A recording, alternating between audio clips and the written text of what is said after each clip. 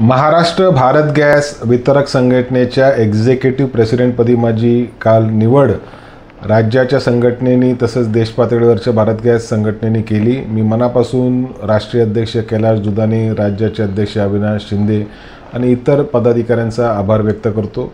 वास्तविक कल्याण शहरामध्ये 1980 पासून आमची गॅस कंपनी कार्यरत आहे आणि आज महाराष्ट्राच्या गॅस वितरक संघटनेच्या एक्झिक्युटिव्ह प्रेसिडेंट पदाची जबाबदारी मिळाल्यानंतर ग्राहक सेवा सुलभ जलद कशी काय करता येईल याच्यासाठी राज्यभर माझा प्रयत्न राहणार आहे।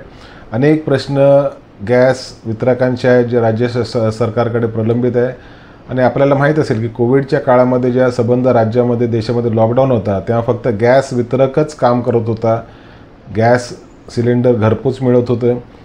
जीवाची पर्वा न करता व्यवस्थितपणे गॅस सिलेंडर वितरकांनी पाठवले, लोकांना जेवणाची त्याच्यामुळे सोय झाली आणि अशा पद्धतीने प्रधानमंत्री उज्ज्वला योजना असेल, लाडकी बहीण योजना असेल, ह्याच्यामध्ये देखील मोठ्या प्रमाणात लाभार्थ्यांना मदत करून त्यांना गॅस वितरण करण्याचं काम वितरक संघटनेने केलं।